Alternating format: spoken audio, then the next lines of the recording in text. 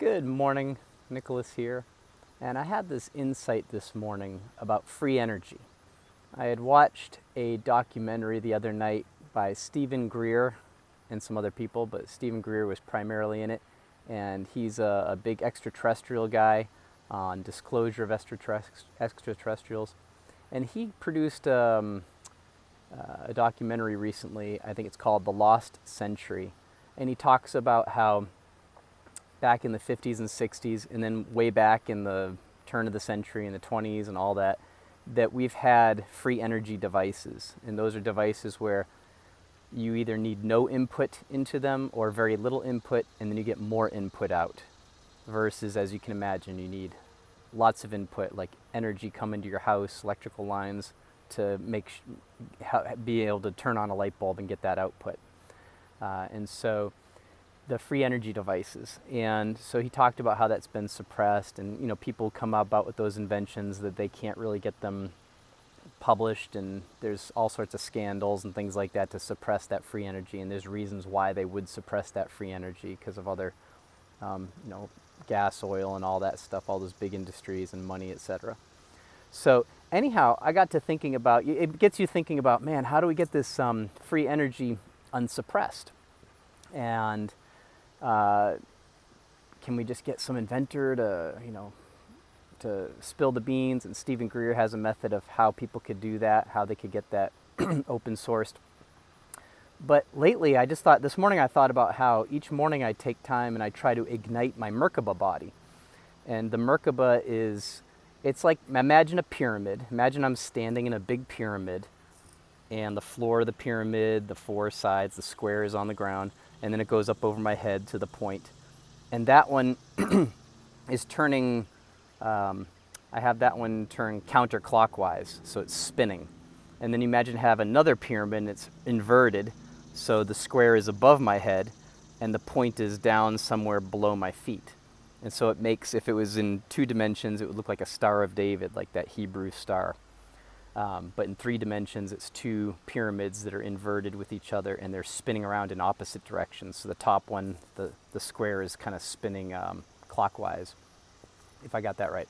But I have it kind of spinning left to right, and on the bottom, right to left. And the bottom one spins faster, and there's more details about it. But anyhow, I had some instruction on how to ignite the Merkaba. So I used my intention to imagine the Merkaba and have it spinning and spinning and spinning. And then, of course, some of the other things you probably heard, where you connect to the cosmos and you pull down energy through your crown chakra, and then you ground through your feet down into Gaia and down into the earth and bring up energy from the earth. And so there's that going on. And then there was other details that I learned of connecting through my spine down into a network of the earth. It's almost like you're connecting to the network of all people that are connected to each other. And so there's that piece. And then there's letting out your heart chakra, opening your heart chakra, so there's golden light coming out 6 feet out on all sides. And so I'll describe a little bit more, but I'm describing this energy device that is organic, and it's spiritual organic. It's with your body and with your mind and your spirit. It's with your etheric light body. And so the heart chakra emits this golden light, and then you're basically preparing a throne for your higher self to come into. So the higher dimensional version of you, this version right here is the Nicholas and the 5 senses and the flesh and blood, but there's a higher version of myself. And it feels at home in its ethereal body, so it comes down into it and sits on the throne right there between the tetrahedrons in the Merkaba.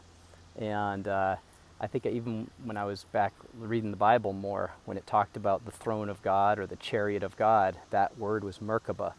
And so it's like the throne of God. So you're building a throne, and then your higher self comes and sits down in it. Or to use another Bible verse, so on earth, as in heaven, so on earth. And you're bringing heaven to earth, you're coming down, more of yourself is coming into this place. So you're not just walking around as a machine, a human doing, but the being of who you are, the higher self of you, comes and lives in this realm.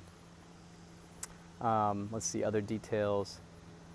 So we'll stop there. So basically every morning I'm building an energy device that's based on my spiritual template. And anybody could do that. And I thought about that and I thought, well, the benefit right there, one benefit is I'm getting spiritually aligned and attuned so that I'm able to pull knowledge from the universe. I'm able to make higher vibrational decisions. I'm in higher vibration. Also, I've been working more with the sun. So there's the sun right there. And each morning, today I spent about 10 minutes just sucking in the sun, just standing in there, opening my hands up because I hear their hand chakras, and you can pull the sun's energy in, imagining the cells in my body just eating the sun up. I actually don't eat breakfast. I eat between more like noon and 6. So I practice intermittent fasting. So I'll be real intentional and say, hey, I'm getting my breakfast right now. I'm letting the sun come in, which is a term I heard of. It's called breatharianism. Looks like the word breath. Breatharianism. Breatharianism is sucking in sunlight and air and using intention to feed yourself. So in the extreme sense, you might have folks say you don't need to eat food at all. Your consumption is just from the elements. So going back to free energy, if you have a light body that's fully ignited and you're able to just with imagination, with intention, basically build that body that takes zero input. So the input does come from the ether and it comes from other dimensions. Kind of like Dr. Strange, he makes that circle thing, and I think the description was he's sourcing energy from other places. So you're sourcing energy from other places and pulling it in instead of through his magical ring that he has. He concentrates it, or like Thor's hammer, he concentrates his energy through his hammer. So instead of using those elements, you might use crystals and things like that. Maybe that's your Thor's hammer, your ring, Dr. Strange ring. But you can use intention to build this light body. And it's a real body, it's just you can't see it with your eyes. It's more of a spiritual body, an etheric body, a light body. So pulling in those things, pulling in that energy is, in a sense, zero input, because from the 5 senses, it doesn't look like it's coming from anywhere.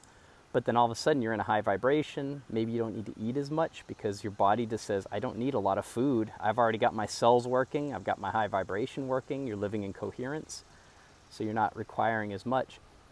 But the big thought here was, instead of going about, now you can do both and, but I thought of that mystical teaching, as within, so without.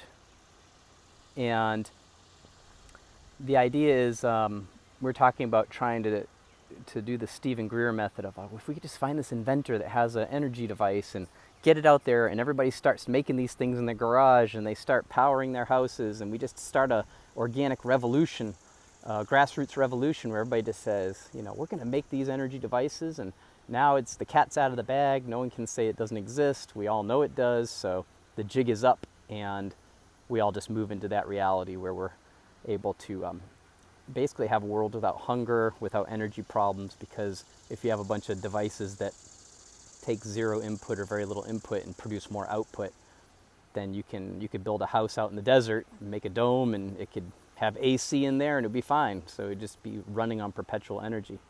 So you have those types of things. But the thought here is that maybe I should focus on mastering my inner body. This Merkaba thing could be a good thing for me to practice. And I also felt compelled, let me go ahead and just share this on YouTube on my Authentic Life channel, so that anybody who watches it might go, hey, that's a good idea. Let's do that. And so as I get intentional about igniting that body, understanding how that works, maybe even practicing some breatharianism, where I say, hey, and I've thought about that over the last months, of sucking in the light and letting that be my food, and asking myself before I eat, how much food do I really need? Do I need 2 portions of that? Maybe just 1, maybe just a half. How much food do I really need to keep this body going?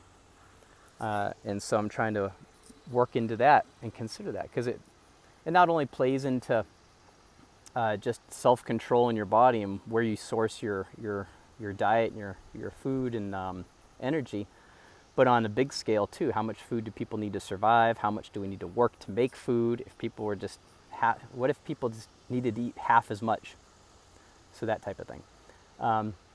But going back to the so within, as within, so without, if we were able to get our energy bodies in line and we're able to source free energy, perhaps I heard two things. One is then you see a reflection in the outer. So you see the technological reflection where in the same way people have tapped into free energy in their body, their consciousness opens up the possibility for inventions to become prolific, where we have free energy devices everywhere all of a sudden. And it makes sense because, of course, it's like our Merkaba body. Why wouldn't you have free energy devices out there in the world as well?